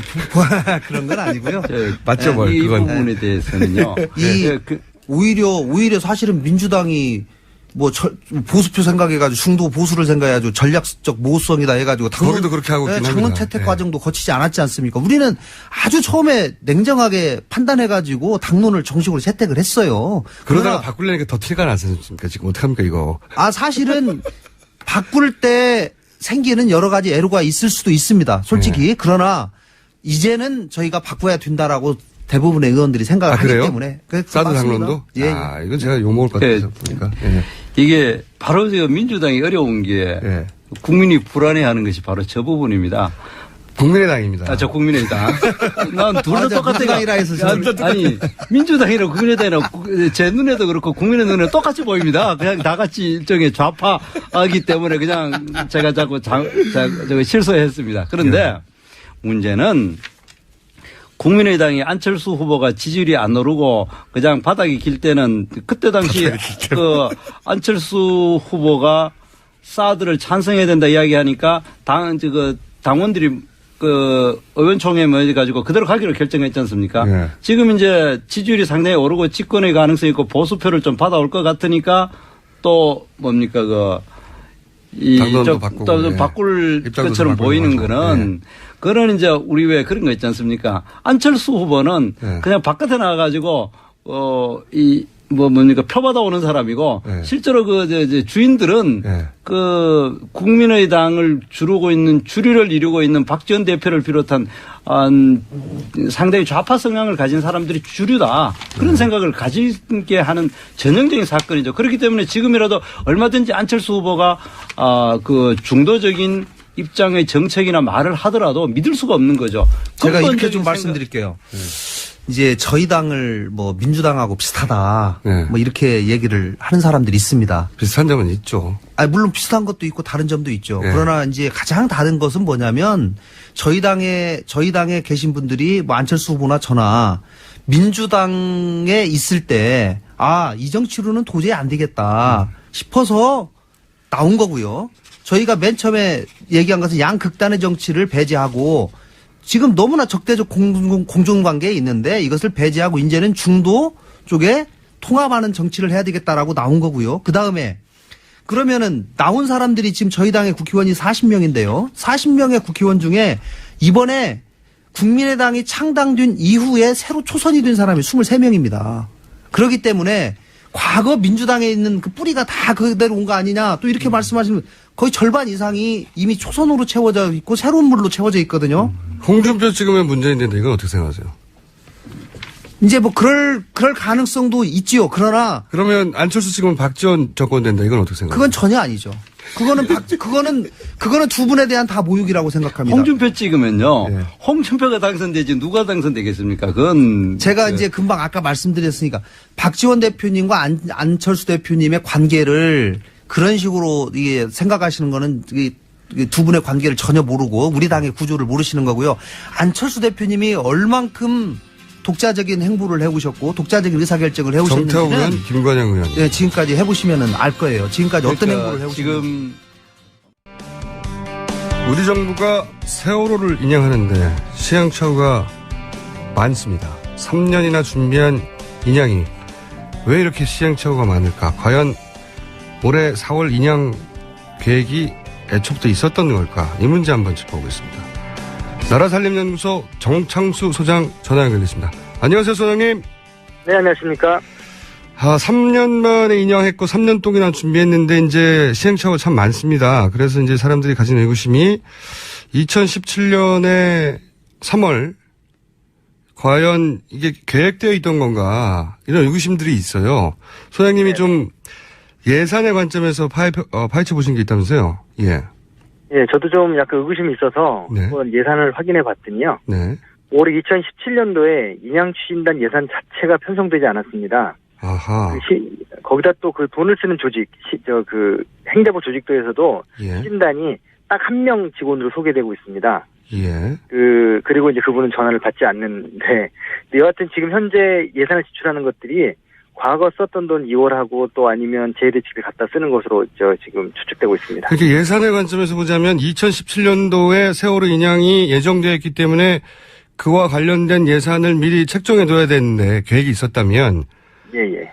적어도 예산의 관점에서는 2017년도에 세월호를 인양할 거라고 잡아둔 예산이 없다는 거죠. 그렇죠. 네. 간단하게 말하면. 예, 작년 11월까지 예산을 편성할 수 있는 기회가 있었거든요. 예. 그리고 그때까지 1단계도 저희 인양이 안 되고 있었던 상황이기 때문에 네. 만약에 의지가 있었다면 뭐 설사 늦어져서 작년에 못했더라도 예. 예산을 충분히 편성할 시간적 여유는 있었습니다. 근데 전혀 하지 않았다. 적어도 작년 11월까지는 올해 그러니까 작년 기준으로는 내년에 세월호 인양을 3월에 할 테니까 관련된 예산을 잡아두는 게 만약에 계획이 있었다면 정상인데 그런 잡혀있던 예산이 없다는 거죠. 한마디로. 예, 없었고 시도한 적도 없었다. 시도한 적도 없었다. 예. 그러면 그 일반이 가지고 있는 이거 정말 세월호가 탄핵되니까 갑자기 끌어올려진 거 아닌가 하는 의구심을 밑받침하는 예산 관점에서의 정황이네요. 그렇죠. 저희가 이제 행정이라는 게 그게 갑자기 되고 뭐 이런 게 아니기 그렇죠. 때문에. 정부 행정은 특히나. 만일을 대비하거든요. 네네. 그리고 이거는 또 한두 작은 사안이 아니고 매우 큰 사안인데 지금 내년도에 반드시 할 수밖에 없는 상황이라고 한다면 예산을 편성했겠죠. 그렇죠. 이거 좀 굉장히 구체적인 정황이 처음으로 나온 건데 계획이 없었을 수도 있다는. 그러면 지금은 어느 돈을 끌어다 쓰는 겁니까? 예산이 없었으면. 주로 지금까지 했던 방식이 재대책비 끌어다 쓴 건데요. 재대책비요? 예. 재대책비가 이제 보통 진짜 사고가 나고 했을 일종 예비비네요. 예. 그런데 이제 그 돈이 예비비를 쓰면서 주로 예전에도 분향소 예산 같은 경우에도 해수부 소득지원과에서 이제 편성하고 지출을 추진다에 쓰는 그런 방식이었는데 지금도 그런 비슷한 방식으로 쓰고 있는 것 같고요. 재대책비라는 거는 제가 정확하게 좀 정리를 하려고 재대책비에서 쓰는 게 정상 아니냐 이런 의구심이 있을 수 있으니까 제가 이해하는 게 맞나 좀 봐주십시오. 재대책비라는 건 예를 들어서 갑자기 예상치 못한 폭우가 온다든가 홍수가 생긴다든가 그런 재해가 생겼을 때를 대비한 예비비지 이렇게 세월호가 만약에 계획되어 있었다면 거기서 끌었을 일이 아니다. 이렇게 이해하면 맞습니까? 그렇죠. 그리고 세월호가 뭐 지금 한두 달 내에 이런 일도 아니고 그렇죠. 3년간. 3년이 된 일인데 예. 그런 걸 제대식으로 쓰는 건 예산 목적의 사용 금지라는 원칙에 어긋납니다. 어허. 그래서 더더욱이 세월호 인양 비용은 갑자기 끌어다 쓰는 거다. 예. 어허. 그러면 추가 비용은 누가 책임지는 겁니까? 지금 상하이 셀비지가 추가로 들어간 비용들은 알아서 부담하는 거라고 그런 네. 보도가 있었는데 이건 확인해 보셨나요? 그런 보도가 있고 그렇지만 정부는 확인해주고 있지 않고 있습니다. 만약에 정말 그렇게 하는 것이 원칙이고 그렇게 결정이 됐다면 아마 정부는 오히려 더 그걸 강조할 텐데 예. 정부에 있어서는 그 부분에서 모호한 답변을 일관하고 있고 그 계약서라든가 지금 현재 지금 작년 말에 끝났어야 되잖아요. 네네. 그러면 연장됐을 때 원래 배상비도 진짜 주기로 돼 있었는데 상하이 예. 셀비지에서 예. 그런 거에 대해서도 일체 지금 아무 답변을 하고 있지 않고 있습니다. 배상비라는 거는 지체보상금 같은 걸 말씀하시는 겁니까? 네, 그렇죠. 예. 예, 상하이 셀비지가 예를 들어서 2년 안에 인양하기로 했는데 인양을 계약된 기간 내에 못하면 배상금을 내는 그런 네. 조항. 추가 비용 당연히 내고 예. 배상도 하고 이렇게 이런 원래 다른 계약은 그렇게 하고 있습니다. 그런 건 계약서를 확인해 봐야 되잖아요. 그렇죠. 그런데 3년이 되도록 공개를 안 하고 있기 때문에 계약은 공개되고 지도 안 있다. 하고. 예. 그러니까 실제 추가 비용이 어떻게 정산되거나 누가 지출하고 있는지 확인할 길이 없다는 말씀이시네요. 예, 맞습니다. 정부는 문의를 하면 거기에 대해서는 답변을 안 합니까? 예, 답변을 안 하고 있고요. 예. 그 예산에 대해서도 저희가 사실은 공식적인 답변이 없어서 예산서나 서류에서는 확인할 수 없고 그래서 이제 이리저리 물어보면 정황상 일단 여기저기서 돈을 끌어다 쓰고 있다. 이제 그렇게 하는 증언들이 나오고 있습니다. 여기저기서 이게 예산이 책정이 안 됐었다는 게 정부가 하는 일이기 때문에 예. 할 계획이 있었다면 무조건 예산이 이전에 책정되는데 책정을 안 했다는 건 올해 인양 계획이 없었다라고 주장할 굉장히 분명한 근거가 되네요. 그렇죠. 그리고 11월 정확히 얘기하면 11월 30일, 12월 1일까지 예산을 집어넣을 수가 있는데 이런 예산은 야당도 당연히 찬성할 예산 아닙니까? 당연하죠. 예. 근데 이제 그거에 대한 아무런 제한이 없었습니다. 이거는 해명해야 될 사안이네요. 계획이 있었다는데 왜 예산을 안 잡았냐고. 왜냐하면 해수부에서는 진작에 오래전부터 계획이 되어 있었다고 주장했거든요. 예. 예, 이거 탄핵 때 갑자기 급하게 인양하는 거 아니냐고 주장하니까 사람들이. 그리고 이런 재대식비 이런 거는 해수부 차원에서 판단할 수 있는 문제가 아니고요. 예. 대부분 이제 총리실이나 기재부가 결정을 해줘야 되는 문제거든요. 그렇겠죠. 그렇기 때문에 안 해준 것도 그분들이 결정할 가능성이 높고 그리고 해주는 것도 그분들이 결정할 가능성이 높기 때문에 해수부는 아마 제가 볼 때 하라는 대로 할 그런 상황인 거죠. 그러니까 말씀의 요는 예. 말씀의 요는 재대책비를 해수부가 쓰고 싶다고 마음대로 쓸 수 있는 게 아니라는 거네요. 네, 맞습니다. 예. 의혹이 점점 커집니다. 그러면은 언론에 보도된 세월호 인양 관련 비용 1,005억인가요? 1,020억인가요? 그 돈은 언제? 입니다. 예. 예, 그건 언제 책정된 겁니까? 그건 이제 계약기간 2년이었으니까 예. 2년 전. 예. 2년 전에 예산. 2년 반 전에 책정됐죠. 예. 그 이외에 지금 금액은 전혀 반영된 게 없다. 예. 아하. 알겠습니다. 오늘. 네. 네. 그래서 저는 정부가 예. 빨리 계약서라든가 이번에 지체된 상황이나 이런 것들 명확한 공개를 하고 예. 국민들의 의혹을 풀어줘야 자기들이 억울하다면 예. 풀어줘야 되는 거고 지금 굉장히 많은 의심들이 있다는 사실을 좀 인정했으면 좋겠습니다. 알겠습니다. 오늘 말씀 감사합니다. 네. 지금까지 나라살림연구소의 정창수 소장이었습니다. 우리 시각으로 오늘 새벽 미국의 도널드 트럼프 대통령과 중국 시진핑 국가주석이 정상회담 일정에 들어갔습니다. 가장 가까운 주변국이기 때문에 이 문제 대선 기간에 꼭 짚어봐야 할 것 같아 오늘 짚어보겠습니다. 두 정상은 어떤 대화를 나눌지 아산정책연구원의 김지훈 박사님 나오셨습니다. 안녕하세요. 안녕하세요. 이게 큰 뉴스입니까? 우선? 미국에서? 미국은 워낙 정상회담이 많으니까요. 우리한테는 굉장히 큰 뉴스고. 그렇죠. 근데 지금 이제 뉴욕타임즈나 워싱턴 포스트, CNN 이런 걸 이제 매일 아침 이제 체크를 하는데 지금 제 1면에 걸려 있는 뉴스 사실 이거는 아니에요. 아, 그래요? 네. 우리한테 갑자기 주제를 바꾸시고. 우리한테 저는 당연히 이게 제일 큰 뉴스일 것 같아서 네. 중국과 미국 정상이 드디어 그렇죠. 만났으니까. 세계적인 관심이 쏠려 있긴 하죠. 그런데 미국 내에서는 아니라고요. 일본이. 미국 내에서는 한 2번 그렇죠. 정도 수됩니까? 정치권에서? 2번이 아니고 한 3번쯤 되는 것 같아요. 그 정도밖에 안 돼요. 네. 그럼 일단 미국에서는 3번 뉴스. 이 회담의 핵심 주제는 뭐가 될 거라고 전망 들었나요? 이제 백그라운드 브리핑을 했었어요. 백악관에서. 시작하기 전에 어떤 얘기가 녹을 것인가. 예, 예. 첫 번째 1순위 의제는 무조건 무역 통상. 통상. 예, 그걸 예. 이제 가장 강조를 해서 이야기를 했고, 그게 예. 아마 주가 될 것 같고요. 그 다음에 이제 북핵 문제도 거론할 나올 것이다. 것이다. 이렇게 예. 얘기가 나오고 있죠. 그러면서 당연히 사드 문제도 나올 수 있겠네요. 사드 문제도 뭐 사이드로 나오긴 하겠지만은 그게 뭐 주가 될 것 같지는 않고요. 그래요? 그건 우리한테는 정말 급한 얘기지만 사실상 미국도 그렇고 중국도 그렇고 이거는 그냥 들어오는 걸로 기정사실화를 한 것 같아요. 일단 했다. 예, 그러니까 중국 측에서도 이거를 어떻게 뒤집긴 힘들다 현실적으로 그거는 네. 이제 인정을 좀 하는데 뭐 얘기는 못 하고요 그렇게는. 네.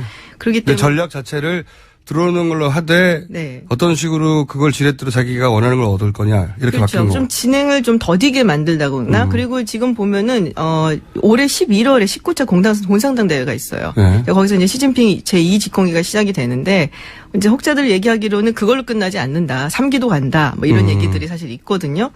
근데 어쨌든 간에 이번 11월까지는 그래도 시진핑 주석이 좀 강한 모습을 좀 보여줘야 되니까 그때까지 이렇게 물러서지는 않는 그런 모습을 보이지 사드 않겠냐. 배치를 가지고 전면적으로 붙지는 않지만 네. 사드 배치가 들어오는 건 기정사실을 하되 그렇다고 쉽게 받아들이는 모습도 보일 수가 없다. 그러면 안 되죠. 네, 일단 네. 그런 밀리는 모습이니까. 그렇죠. 자국 내에서는 사드 때문에 큰 문제제기가 있었으니까. 그렇죠. 네. 그리고 그 사이에 우리만 죽어나는군요. 우리가 이제 그렇지 힘들어지는 거죠. 뭐 중국은 사실 시진핑 주석 같은 경우는 이제 중국 내 공산당에서는 북한을 그래도 전통적인 혈맹처럼 여기는 사람들이 훨씬 좀 많고 세력도 네. 있었는데 그거를 약간 누르고서는 친한 정책을 한 거거든요. 네. 그러니까는 지금 이런 사태가 살짝 좀 스크래치가 나는 일종의 그런 상황이고. 자신이 취해왔던 친한 정책이 한국이 사드를 배치하면서 네. 그거 봐라 잘해줬는데. 쟤는 어차피 네. 미국 편 아니냐 뭐 이런 식의 얘기가 자꾸 나오니까 이제 여기서 물러나기는 좀 힘들죠. 그쪽에서는 한 줄로 말하면 쟤는 어차피 미국 편인데. 네. 그러니까 우리가 항상 제발 잘해줘봐야 소용없었는데. 그렇죠. 헛짓했다. 네. 이런 분위기 간단하게 얘기하면 하하. 그런 분위기고 사드는 한 서너 번째 이슈고 가장 큰 거는 이제 무역 갈등. 네. 이것이 될 것이다. 네. 무역 갈등이야 무역 부분이 트럼프 대통령 전공 분야 아닙니까? 이 문제. 전공을 하고 있죠, 그거 가지고. 네. 전공 분야고 그것이 1번 주제가 될 것이다. 네. 했는지 말씀하셨을 때 저는 이게 당연히 가장 큰 뉴스일 줄 알았는데 네. 두세 번째라면 첫 번째가 뭡니까? 첫 번째는 미국 내 지금 첫 번째 뉴스. 네. 그거는 지금 이제 닐 고스치 연방 대법원 판사 지금 인준을 거치는 중이거든요, 상원에서. 근데 민주당에서 필리버스터를 했어요. 그 우리 익숙하죠, 필리버스터. 익숙하죠. 생각나더니 또 막 추억이 지금 막 떠오르고 있는데 민주당에서 왜 필리버스터를 필리버스터를 합니까? 너무 극우적입니까? 제가 보기에는 아주 극우는 아니에요. 예. 그러니까는 물론 이제 뭐 보수적인 우파 성향을 가진 그 그럼 대법원 당연하죠, 판사를 뭐. 당연히 이제 우파 대통령이니까. 임명을 하려고 했고, 예. 근데 내놓았던 처음에 생각하고 있었던 3명의 후보가 있었는데 그 중에서는 그래도 가장 그래도 이성적이다. 뭐 네. 이렇게 이제 말이 평가를 되는. 받았고, 예. 네. 근데 이제 뭐 여러 가지 지금 뭐 반이민 행정명령이라든지 뭐 그리고 이제 미국 같은 경우는 사실은 대법원의 역할이 굉장히 중요하거든요. 왜 중요한지 그걸 좀 설명해 주세요. 왜 왜 중요하냐? 인준에 대법원 인준에 이렇게 미국 정치권 1번 뉴스가 되고 그리고 그렇게 양쪽이 전면적으로 붙었는지 네. 왜 중요한지 설명해 이렇게 주세요. 급작스럽게 주제를 바꾸니까 준비해온 사람으로서 당황스럽게. 준비해온 건 제가 그냥 글로 잘 읽어보겠습니다. 나중에.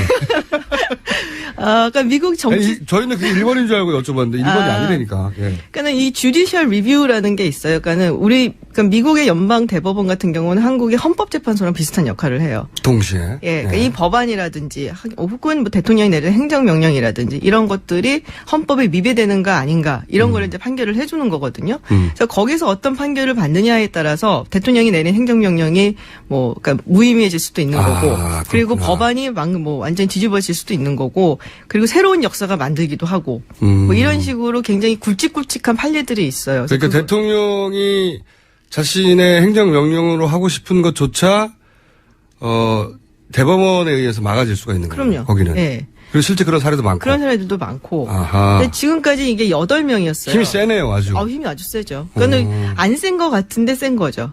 그러니까 대통령을 직접 견제할 수 있기 때문에 트럼프라는 대통령을 이 재판관이 지지해 주느냐. 네. 아니면 적절히 견제해 주느냐에 따라서 미국이 전혀 다른 방향으로 갈 수 있으니까. 그렇죠. 미국 입장에서는. 네. 대통령뿐이 아니고 사실은 의회도 견제를 할 수가 있거든요. 의회 법안 같은 거 이런 것들이 위헌이다 이렇게 판결을 내리면은 이제 또 그게 이제 끝이 되기 때문에 그래서 그런 면에서 굉장히 중요한 역할을 상권 하는데. 분립의 힘이네요, 그게. 네. 그런데 사실은 뭐 건국 아버지들이라고 불리우는 이 사람들이 이 사법부를 만들 때는 그렇게 생각을 안 하고 만들었어요. 대충 만들어놨는데 이게 이제 뭐 여러 가지 역사적 사건을 겪다 보니까는 갑자기 이제 힘이 세지는. 점점점 세지는. 예. 그런 식으로 발전을 했죠. 그러니까 집권하자는 반대쪽 정치 세력에서 볼 때는 미국의 대통령 힘이 막강한데 막을 수 있는 유일한 수단이 사실상 의회 아니면 이 사법부인데. 네. 사법부는 또 같은 편이 되기 쉽잖아요. 그렇죠. 임명권자가 그렇죠. 이제. 그리고 유명한 대통령, 인기 있는 대통령이면 선거에서 이겨서 상하원을 장악하기도 하니까. 네. 유일하게 남아있는 게 사법부라서 점점 힘이 세졌다. 뭐, 그렇게도 얘기할 수 있고, 네. 하여튼 사건들이 되게 많았어요. 아주 역사적인 판례들이. 그걸 통해서 이제 미국의 힘을 가치를 얻어갔고. 결정하는. 예. 근데 그게 이제 원래 사실은 요번 이제 고스터치 판사가 임명이 되는 그 자리가 원래는 오바마 대통령이 임명을 했었어야 되는 자리거든요. 네. 그러니까 2016년 초인가 이제 스칼리아 대법관이라고 아주 네네네. 보수파의 유명한 거주가, 사건이죠. 네. 예, 사망을 하면서 갑작스럽게 사망을 했죠. 그래서 그래갖고서는 이 민주당 측에서는 우리가 임명을 했어야 되는데 뺏겼다. 도둑 맞았다. 그런 또 배경이 있구나. 왜냐하면 1년 자기가 임기가 끝나기 1년도 전이었는데 네. 공화당에서 막았죠. 청문회도 안 열었어요. 네. 네. 계속 막았죠. 정말 불쌍해요. 그 판사, 갈란드 판사인데, 그렇다고 굉장히 진보도 아니고 약간 중도 성향이 굉장히 많았던, 그러니까 오바마 대통령도 이 사람은 이 해주겠거니. 정도면 되겠거니 했는데. 예, 근데 이제 청문회도 안 열고, 그래갖고서는 진짜 안 됐죠. 뭐 판사로서 거의 최고 1년 자리인데. 이상. 예. 그래서 복수를 하는 면도 있네요. 뭐 그런 것도 있고요. 그리고 지금 트럼프 행정부에 하는 것에 대한 어떤 반발, 그리고 인기도 별로 좀 없고 그러니까 이제 한번 고민을 좀 했던 것 같아요. 민주당에서도. 그러다가 그냥 필리버스터로 가자. 그럼 필리버스터로 실제로 막을 수 있어요? 필리버스터를 갔는데 이제 공화당에서 거기에 대응해서 이제 뉴클리어 옵션이라고 있어요. 뉴클리어는 예. 핵폭탄 아닙니까? 예, 그렇죠. 근데 원래 이제 필리버스터를 막으려면은 그 상원의 5분의 3. 그러니까는 100명이니까 60명이잖아요. 이 60명이 이제 필리버스터 그만둬라라고 얘기하지 막을 수가 있는데, 재미있는 게 미국 헌법에 상원의 법안이 통과하거나 뭐 인준이 되거나 이런 부분에 대해서 몇 명 이어야 된다라는 그 명확한 문구가 없어요. 예. 하원은 있는데. 예. 그러니까 대신에 상원에서는 그 필리버스터라는 제도가 있고 예. 대신에 의원의 5분의 3이 이거를 막아라 하면은 필리버스터 간도라 하면은 간둘 수가 있다라는 것만 있는 거예요. 예. 그러니까 약간 통상적으로 하원에서 반이 넘으면 통과가 되니까 예. 뭐 통과가 웬만한 건 그렇게 통과를 이제 시키는데 여기서 필리버스터를 해버리면 일단 60명이 차야지 법안이든 뭐 인준이든 이게 가능해지거든요. 그래갖고서는 지금 이제 필리버스터가 가 있는데 이제 상원에서 그 룰스 커미티라고 있어요. 그러니까는 그 상원의 어떤 통과시키는 법안이라든지 이걸 통과시키는 우리나라 룰을 법사위 바꿀 같은 수가 거군요. 있어요. 예, 그걸 바꿀 수가 있는데 이거를 이제 공화당 측에서 바꾸겠다고 그걸 몇 번 워닝을 줬었어요. 경고를. 예. 그리고 트럼프 대통령 사실은 바꿔라 뭐 이렇게 얘기를 했었고. 예. 그래서 이제 사실 근데 그러면은 상원의 어떤 의미라든지 견제 능력이라든지 뭐 사실상 마음에 안 드는 법안도 그럼 이런 식으로 뉴클리어 옵션을 써갖고서는 반만 찬성을 하면 통과시키는 이런 식으로 자신들이 견제해왔던 어떤 파워, 권력 같은 거를 잃어버린 게 아니냐 해서 굉장히 반대도 심했는데 뉴클리어 옵션을 가기로 한 거죠. 너무 많이 들어갔습니다. 듣다 보니까 저도 말하다 보니까 이게 너무 갔는데 너무 몰라도 되는 사실까지 알게 되고 거기까지는 알고 싶지 네. 않고. 자, 그럼 다시 네. 두 번째가 먼저 간단하게 짚고 다시 이 중미 회담으로 돌아오죠. 두 번째는 뭐예요? 이슈가 큰 게? 두 번째는 이제 누네스 하원 정보위원장이 있는데 예. 이 사람이 백악관 가서 뭐 정보 가지고 와갖고 혼자 발표했다고 그 러시아 게이트 관련된 러시아. 이야기. 예. 트럼프하고 러시아 관련이니까. 네, 한 열흘 전에 있었던 얘기인데 네. 그래갖고 막 민주당에서 난리가 났었죠. 네가 뭐 여기에 관여하면 안 된다. 그래서 뭐 사퇴해라. 이 사건에서 손 떼라라고 얘기를 했었는데 버티다가 결국에는 손을 떼기로 했어요. 러시아 게이트 관련된 뉴스로. 네. 그건 우리하고 상관이 없고 다시 그러면 그 미중으로 넘어와가지고 지난번에 그 트럼프 대통령이 독일 메르켈 총리하고 만났을 때 악수도 안 하고 아주 졸렬한 행태라고 외교적으로도 말도 안 되는 행위고 그런 비난을 받았잖아요. 네. 혹시 이번 그 정상회담을 전망하는 미국의 분위기는 뭡니까? 뭐 어떻게 될 것 같다 뭐. 근데 크게 많이 이렇게 웨이트를 주지는 않는 것 같아요. 왜냐하면 이게 그냥 다들 얘기하는 게 알아가는 단계의 미팅이다라고 얘기를 하고 있거든요. 본격적인 건 안 나올 거다. 예, 그러니까 영어로는 뭐 get to know each other 미팅이다. 뭐 이렇게 얘기를 하고 있고, 물론 이제 무역이나 통상 부분에 대해서 시진핑 주석이 굉장히 많은 선물 보따리를 갖고 온다는 얘기도 있고, 네. 그리고 이제 그에 대해서 뭐 트럼프 대통령 측에서도 무역 통상 이야기를 많이 하고, 그 중에서 특히 강조를 할 부분이 그 중국 시장을 좀 열어라. 그러니까 중국 시장 예를 들면 자동차 시장 같은 경우 관세가 25%가 붙어요. 그러니까 이걸 좀 낮추든지 해라 뭐 이런 압박이 들어가고, 농산물 시장도 뭐 중국이 미국산 뭐 쌀이라든지 콩 같은 건 많이 수입을 하는데 그러니까 쇠고기 마켓 요걸 좀 열어라 뭐 이런 얘기 압박이 좀 들어갈 거다. 우리하고 상관없는 얘기고. 우리랑 상관없죠. 이제 북핵 얘기가 우리랑 좀 상관이 있는 그다음에 얘기긴 이제 하죠. 두 번째 세 번째 이슈라는 북핵 문제에 대해서 그 백악관에서 내놓은 뭐 입장이나 최근에 성명이나 이런 건 어때요? 그게 사실은 뭐 예전 행정부하고 크게 달라진 건 없어요. 별로 네. 할 말 다 했다. 예. 별로 할 말 없다. 이런 얘기만 계속 나오던데. 그죠. 미사일 쐈는데 뭐 그 국무부에서 성명이 나왔죠. 그 틸러슨 장관 성명이 나왔는데 미사일을 쐈대더라. 네. 이상 할 말 없다. 그러니까 저도 통상적으로 뭐 규탄한다 뭐 이런 말이라도 나올 줄 알았는데 이상무 뭐 이런 식으로. 그동안 할 말은 다 했다. 예. 더 이상 할 말은 없다. 예. 이게 전부더라고요. 그래서 뭐지 뭐 전부 다 뭐 이런. 별로 관심 없다 이런 수준이에요. 근데 예상외로 트럼프 대통령이 북핵 문제에 관심이 있다는 얘기가 있어요. 그래요? 그러니까 오바마 대통령이 나가면서 풀지 못한 문제는 자기가 네. 풀겠다. 그러니까는 그 얘기를 특별히 했대요. 내가 정말 마음에 걸리는 게 하나가 있는데 이게 북핵 문제다. 예의 주시를 해라. 그래서 이란 문제는 자기가 해결했는데 네. 오바마도 풀지 못한 게 북핵이다. 네. 라는 언지를 주자 승부욕이 발동. 뭐 이럴 수도 그렇죠. 있겠네요. 오바마 못한 거 내가 해준다. 뭐 이런 게 있을 수가 있죠. 불안합니다. 트럼프가 해결하겠다고 덤비면 불안합니다. 혼자라도 지금 하겠다고 얼마 전에 파이낸셜 타임즈하고 인터뷰를 했잖아요. 네. 중국이 도와줘야 되는데 안 도와주면 우리가 하겠다. 그래서 어떻게 할 건데요? 그때 그건 말할 수 없다. 뭐 이렇게 말할 수 없다. 뭐 비밀이니까. 일단 보니까 지금까지 나온 이야기만 보면 미국은 북한 그 핵 문제에 대해서 직접적인 위협이 당장 되지 않는다고 생각하는 것 같고 네, 장사꾼들은 당장 뭐가 문제가 안 되면 관심을 제껴두잖아요. 그렇죠. 그런 느낌이 틸러슨 장관도 국무장관도 할 말이 없다. 그 양반도 원래 기업가 장사꾼 네. 출신이다 보니 더더욱 그런지 그 외교나 정치에 오랫동안 익숙한 사람은 여기다가 외교적 발언도 하고 뭔가 신호도 던지고 네. 뭐 하는 척하고 하는데 이 사람들은 그런 게 없어요.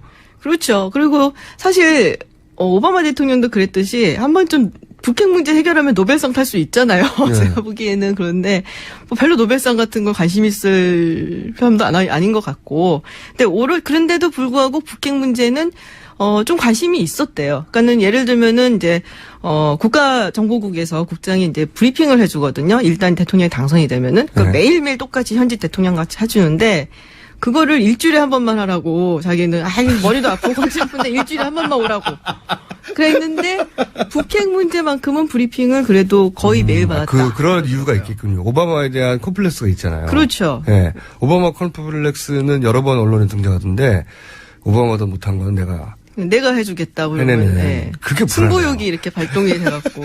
그게 불안해요. 승부욕이 없어야 돼. 이상한 해법이 나올까봐. 네. 지금 근데 당장은 뭐 나오는 게 없다. 뭐 여러 가지 얘기는 했죠. 뭐 세컨더리 경제 제재를 한다. 그 얘기가 가장 많이 나왔어요. 세컨더리 보이콧을 하겠다는. 예, 얘기가 그리고 나왔죠. 이제 모든 옵션은 테이블에 있다 얘기를 했는데 그거는 오바마 대통령도 그렇게 했었어요, 사실. 그리고 틸러슨 장관이 그때 와갖고서는 세컨더리 보이콧한다, 뭐 이런저런 얘기한다 해서 구체적으로 어떻게 하냐, 중국이 도와줘야 되는데 세게 할 거다, 뭐 이렇게 많이. 세게 할 거다. 그러니까 디테일한 얘기는 별로 나오진 않고 그냥 추측만 지금 난무하는 상태죠. 중국도 뭐 사드 문제에 대해서는 사실상 속으로는 인정하고 있는 거고. 그렇죠. 미국도 북핵 문제가 당장 해결될 수는 없는 것 같아서 우리하고 직접 연관된 이슈가 여기서 치열하게 다뤄지지는 않을 것 같다. 이거네요. 네, 제 전망. 생각에는 좀 그래요. 그리고 기본적으로 1차 순위 관심은 무역 통상이에요. 자기들끼리 돈 문제, 예. 장사 문제. 그러니까 브리핑할 때 그걸 보면은 이제 그쪽에서 먼저 얘기한 백악관 측에서는 무역 통상 문제가 주 의제로 다뤄질 거다 얘기를 하고 이제 기자들이 질문을 하니까 북핵 문제도 물론 다룰 거다. 뭐 이런 안 한다고 할 수는 없잖아요. 예, 하긴 할 것 같아요. 다들 이제 두 가지는 이제 그거 거다 이렇게 얘기를 하고 있으니까. 이건 어떻습니까? 저희가 나오실 때마다 한 번씩 탄핵되나요?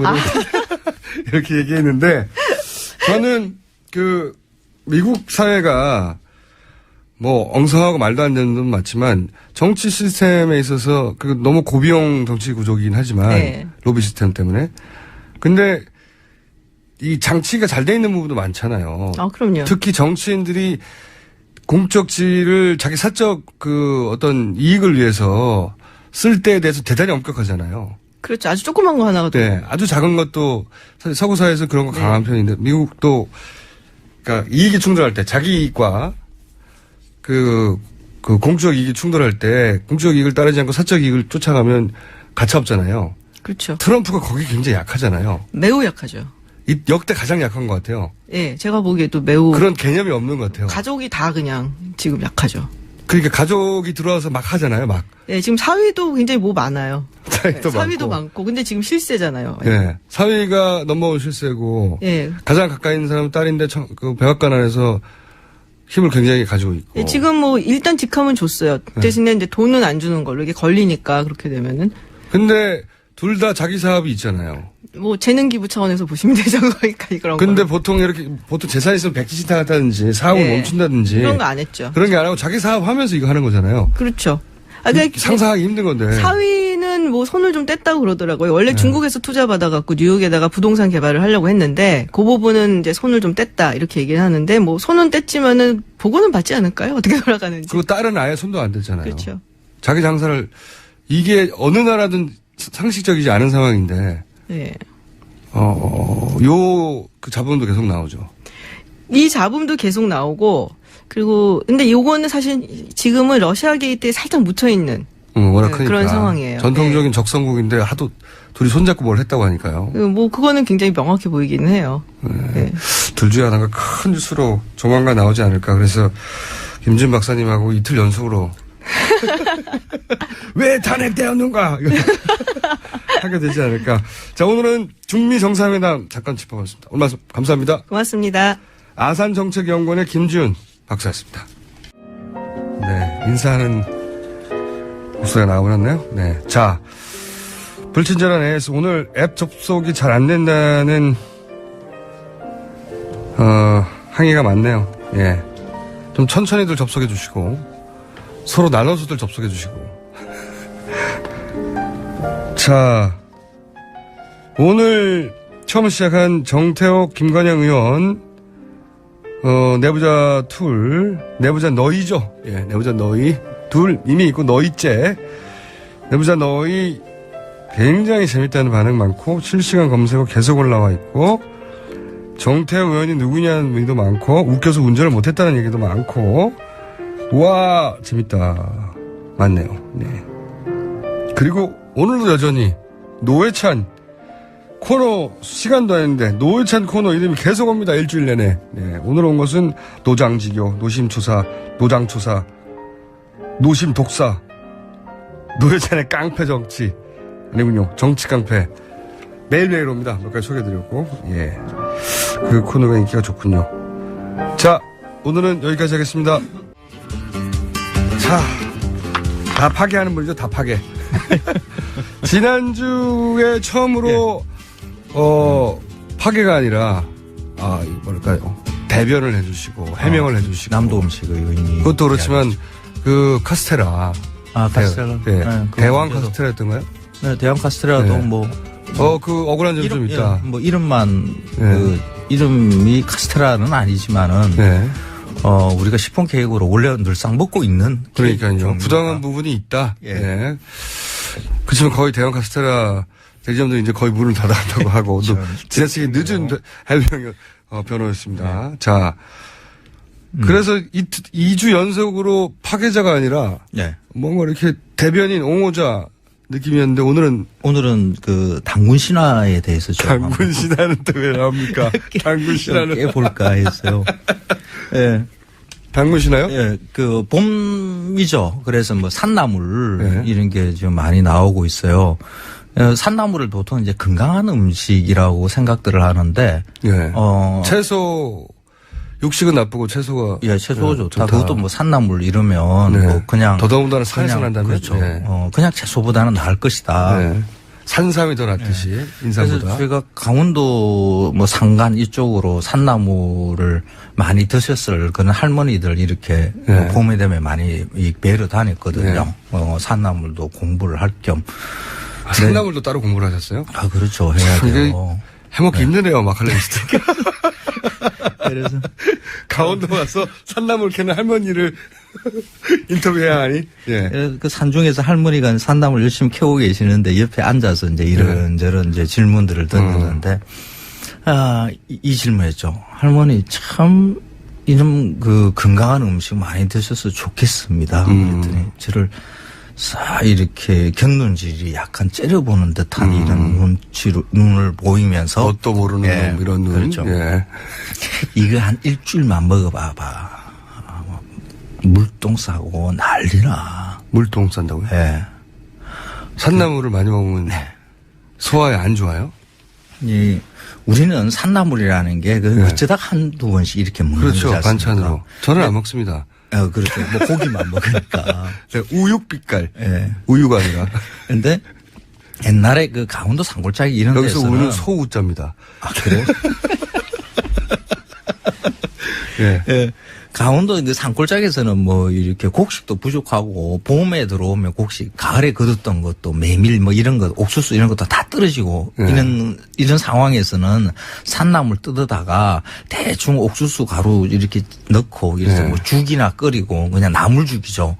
이런 것밖에 먹을 이것밖에 없었겠죠. 없거든요. 예. 그래서 그걸 갖다 한 일주일 계속해서 이걸 먹게 되면 예. 장이 막 뒤틀리고 꼬이고 아프고 막 이렇대요. 그래요. 소화에 대단히 부담이 되는 음식입니까? 몸도 붓고. 예. 그러니까 우리가 지금 채소로 먹고 있는 여러 것도 원래 그것도 이제 산에서 자연에서 자라던 거거든요. 예. 그 중에 계속해서 먹어도 탈이 안 나는 그러니까 독성이 조금 적은 것으로 우리가 계속해서 재배해서 내려오면서 예. 집에서 키우는 이런 채소가 된 거거든요. 그러니까 아하. 상추, 배추, 무 뭐 이런 것들 우리가 날상 먹는 거. 그러니까 항상 먹어도 거기에 특별히 몸에 이상이 없다고 오랜 시간에 걸쳐 검증된. 그렇죠. 이렇게 그래서 어떻게 채소가 보면 된 건데. 순화된 사람의 손에 의해서 순화된 것이라고 볼 수가 있는 거죠. 근데 산에서 그냥 이렇게 자라는 것은 아무래도 뭔가 조금씩의 강력한 무엇이 있는 거죠. 그게 정말로 항상 먹어도 몸에 부담이 없었다면 산나물 남아있지 않고 채소가 되었을 것이다. 그렇죠. 그래서 말 되네요. 몸에 영향을 미치는 게 좋은 방식으로 영향을 미치면 약이라 그러고 네. 몸에 좋다 그러고 몸에 나쁘게 영향을 미치면 독이라 이러는 거거든요. 근데 그래서 처음에 괜찮아도 너무 많이 먹으면 몸에 그다지 좋지 않은. 그렇죠. 약도 많이 먹으면 독이라 그렇게 이야기를 하잖아요. 그래 산나물이라는 게 산나물이라는 게 구체적으로 예를 들어서 산나물도 여러 종류가 있지 않습니까? 뭐 취, 곤드레 뭐 이런 종류들을 그 보통 강원도 쪽에서 많이 먹죠. 그래서 뭐 요즘 나오는 게 뭐 두릅쑥, 달래, 냉이 뭐 이런 것들 두루두루 이제 그 산나물 이렇게 채소가 채 되지 못한 한 등급 아래의 식용작물 이렇게 이해해야 되고 산나물이 더 좋아가 아니라 그렇죠. 뭐 봄에 어쩔 수 없이 먹어야 되는 이런 그러니까 우리 한반도가 그렇게 넉넉한 땅이 아니거든요. 70%가 산지고 겨울이 한 6개월 정도 되고요. 네. 그래서 먹을거리를 확보하기가 좀 그렇게 넉넉하지가 않습니다. 그래서 봄 되면 먹을거리 충군기라 그러죠. 네. 이 충군기를 버티게 해주는 게 그 산나물이었다 이렇게 어쩔 수 보면 없이 되는 거죠. 일주일 연속으로 산나물 먹는 요즘 도시인들이 별로 없는데. 그렇죠. 근데 이렇게 실제 먹어봐. 그럼 설사해. 그렇죠. 근데 이 이야기가 이 당군 신화에 들어가 있어요. 당군 신화 여기서 나옵니까? 예. 당군 신화는 마늘 아니에요? 마늘? 그러니까 그게 네. 잘못 해석한 것이라고 저는 생각을 해요. 왜요? 그 당군 신화에 보면 그 환인의 아들 환웅이 예. 내려와서 네. 이거 인간 세상을 만들려고 하는데 곰과 호랑이가 나타나서 나도 그렇죠, 인간 그렇죠. 될래 이러니까 예. 마늘과 쑥을 이렇게 주고 동굴 속에 들어가서 100일 예, 동안 예. 먹어라. 예, 예. 그래서 호랑이는 못 먹고 뛰쳐나가고 네, 곰은 그거 다 먹어가지고. 곰은 이제 다 먹고 예. 이렇게 인간이 마늘 됐고 아니고 쑥도 있었어요? 마늘과 쑥 이렇게 마늘만 돼 있어요. 기억이 나는데 쑥도 있었군요. 삼국 곰 고생했네. 김우준 씨가 인간이 될 가능성이 그렇게 높지 않다는 게 고기만 이렇게 먹으니까. 우육 빛깔. 그래서 마늘과 쑥이라는 것은 삼국유사에 나오는 한자. 그때는 한글이 없었으니까 네. 한자를 이렇게 번역을 한 거거든요. 예. 그래서 원래 한자는 보면 영예라고 돼 있는 것. 그러니까 신령스러운 쑥 뭐 이렇게 돼 있는데 예. 그거는 쑥이라고 해석을 하면 돼요. 예. 근데 또 하나가 이제 산인데 예. 이 산을 두고 이렇게 마늘이라고 해석을 했죠. 그런데 이 매산자인가요? 무슨 산자인가요? 그 매운 채소를 두루두루 이렇게 산이라는 한자로 이렇게 씁니다. 예. 마늘만 산이 아니라 마늘은 보통 이제 크다고 해서 이제 대산이라고 보통 표기를 많이 이게 하고요. 맵다고 하는 음식을 마늘로 그냥 바로 그러니까 아마 마늘 알겠냐 대표적인 게 매운 게 마늘. 그렇죠. 그럼 그렇게 했는데 달래도 네. 이렇게 산이라고 써요.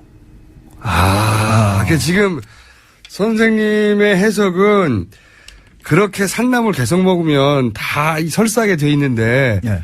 그러니까 저도 사실 마늘을 먹었다고 하는 거 매운 거를 참았다는 얘기인가 이렇게만 이해했거든요. 근데 그게 아니라 지금 말씀하시는 거는 야, 쑥, 그 산나물 계속 100일 먹어봐. 다 설사해. 그거 못 버텨. 이런 인식을 여기다가 담았다. 아니요. 경험과. 뭐 그런 것도 비슷한 게 있어요. 네. 그러니까 산은, 그러니까 마늘이라는 것은, 고려시대 때 들어오는 외래작물이거든요.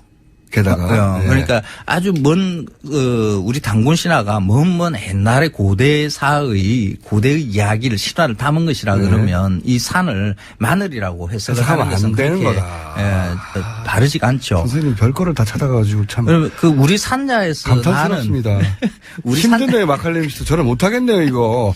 재밌잖아요. 그러니까 우리 산야에서 나는 그 자연의 푸성기 종류에서 이 산을 해석해 그렇겠죠. 볼 필요가 있거든요. 그렇겠네요. 그러면 달래요. 네. 그러면 고려 말에 당군신화가 만들어진 게 아니라면. 그렇죠. 네. 그러면 쑥과 달래를 먹고 곰이 인간이 됐다 이러면 해석할 수 있는 게 네. 달라지죠, 완전히. 그렇다면은 그만큼 사람이 그것만 계속 먹기 힘들다. 그렇죠. 쑥과 달래라는 것은 봄에 나오는 그 산나물의 대표하는 것이죠. 곰은 또 겨울잠을 자고 이렇게 나오는 봄에 움직이는 동물이기도 하고요. 그래서 예전에 우리가 그 못 먹고 힘들게 살았던 우리 조상들, 이 거친 땅에서 살았던 조상들이 봄에 먹을 것 없을 때 그 맵고 쓰고 그 쑥은 굉장히 써요. 약간 익혀야만이 그쵸. 약간 단맛이 있는 거죠. 이 쓰고 달래는 그냥 먹으면 먹을 매워서 수도 못 없으니까. 먹어요. 예. 그 산에 있는 것 중에 풀보다는 조금 나은 거 뜯어가지고 이렇게 저렇게 해봤다. 그렇죠. 그런 그래서 먹고 안 죽으면 계속 먹고. 그렇죠. 그렇게 맵고 쓰고 먹기 아주 거북한 그런 산나물이라도 먹으면서 버텨낸 그 이야기가 이 단군 신화에 담겨 있는 것이다라고 해석을 해야 돼요. 그래서 처음 듣는 얘기인데 이 본인만이 주장하는 설이죠, 이게. 유일한 설이죠. 이 이야기를 제가 한 20년 전부터 이게 네. 달래 그때는 유명하지 달래로 않았으니까. 그렇죠. 해석을 해야 아무도 된다. 귀담아 듣지 않았죠, 선생님. 요즘 조금 많이 번졌어요. 그래서 그 산이라고 해놓고 이렇게 네. 마늘도 뭐 달래 뭐 이렇게 있잖아요. 뭐 산마늘이라고 또 해석이 주장하는 완전히 달라지네요, 뭐 이런 그러면. 사람도 있는데 산마늘일 가능성이 거의 없고요. 그래서 어떻게 옛날의 고문을 음식과 관련되는 것을 어떻게 해석하는가. 지금의 있는 우리가 먹는 것으로 해석하면 그 약간 이렇게 안 된다. 어긋나요. 그래서 산나물은 지금은 어쩌다 한 번씩 건강식 아닌가? 우리가 오랫동안 먹어왔던 음식 아닌가? 이런 느낌으로 간혹 먹는 건데 네. 그 과거에 그 시절의 산나물은 그게 아니라 어쩔 수 없이 먹었죠, 어쩔 수 없이 보다. 먹는 음식이었죠. 네. 그래서 그 봄 되면 이 이 봄나물캐는 이게 강원도 쪽 이런 데 가면 그냥 나무가 많지 않은 데에서 이게 산나물이 나거든요. 거기에서 여러 사람이 모여 앉아가지고 나물 뜯고 이러지는 않아요. 보통 할머니나 뭐 아주머니들이 저쪽에 가서 좀 뜯고 있고 저쪽에 가서 뜯고 있고 이러거든요. 그래서 멀리서 이렇게 보면, 봄에 겨울잠을 깨고 나온 곰이 이렇게 으슬렁 다니고 있는 것처럼 보여요. 그 할머니들이 진짜 곰처럼 이렇게 단군 씨가 너무 많이 파괴되는데 이거. 그래서 예, 당군 씨의 곰은 몸집이 큰 할머니였다. 산나물캐는 그럴 수 있어요. 보통 인간이라는 가짜 뉴스 아닙니까? 이게 바로 역사에 관한. 인간이나 동물은 잡식을 하는데 뭐 남자는 보통 사냥을 하고 여자는 그 주변에 있는 푸성기나 채집을 한다. 그렇죠. 뭐 과일이나 수렵 채집이 곡식 가깝고. 이런 걸 가지고 이렇게 채집해서 먹는다 이렇게 하는. 그래서 이걸 그 당군 신화의 이야기를 그런 식으로 해석을 해도 돼요. 그러니까 환웅이라는 그런 그 족인 어떻게 보면 기마민족들 사냥을 중심으로 하는 이런 것은 남성을 상징을 하고요. 이거 웅녀지 않습니까? 그러니까 당군이 결국은 그 웅녀의 자식이죠. 그래서 그 웅녀는 이렇게 여자를 상징하는 것이다. 그 둘의 결합으로 해서 나오는 게 당군이 되는 거고, 사실 우리 한민족을 이렇게 살려 버텨온 것은 이 험악한 우리 자연 조건으로 봐서는 그친 그런 산나물도 기꺼이 이렇게 먹어낼 수 있었던 이런, 그리고 그걸 먹자 했던 그런 여자들에 의해서 이렇게 내려온 역사야. 어쩌면 이렇게 됐을 수도 있겠어요. 말씀 듣다 보니까 왜 이제 어른들은 옛날 얘기 많이 하잖아요. 옛날에 말이지. 그 어렵게 쑥하고 뭐 이거 먹고 뭐 몇 년을 버텼어. 뭐 이런 이야기들. 그렇죠. 그런 이야기들이 계속 수십 년, 수백 년 쌓여가면서 거기 덧붙여지고 살이 덧붙여져서 이렇게 단군 신화처럼. 맞습니다. 그러니까 신화라는 것도 자세히 들여다보면 그 시대의 그 사람들이 삶을 읽어낼 수 있는 거거든요. 그러니까 단군 신화를 그냥 단군 환웅하고 하는, 하늘에서 내려오는, 우리는 하늘의 선택을 받은 뭐 이런 식으로 해석할 게 아니라 우리의 삶과 관련되어 있는, 연계되어 있는 그런 것으로 신화를 해석하는 게 맞죠. 그래서. 자, 그러면은. 산나물 먹어요, 말아요. 그건 알겠습니다. 우리가 그 당군의 민족이지 않습니까? 웅녀의 자손이지 않습니까? 그냥 봄 되면 먹어야죠. 산나물을 그러면 일주일 내내 먹지는 마라. 그렇죠. 뭐 쑥, 달래, 뭐 이런 거 먹어야죠. 달래, 그리고 달래 먹을 때 꼭 해야 되겠네요. 이게 이제 단군 엄마가 먹던가 이게. 그러니까 쑥국 끓이고 달래 무침 이렇게 내고 이러면서 우리가 지금부터 곰이 되는 거야. 우리는 웅녀의 자손이라는 걸 확인하는 거야. 곰이 달래 먹었어, 아저씨가. 이런 이야기를 앞으로 어디 가서 술자리에서 누가 그래, 황교익 선생이. 응? 이게 맞습니다. 이게 정설입니다, 이제. 이제는. 제가 본인이 제가 이야기했으니까. 20년간 지정해왔기 때문에. 자. 아이고, 재밌습니다. 지금까지 황교익 막 칼럼니스트였습니다. 감사합니다. 저는 김원준이었습니다. 월요일에 뵙겠습니다. 안녕.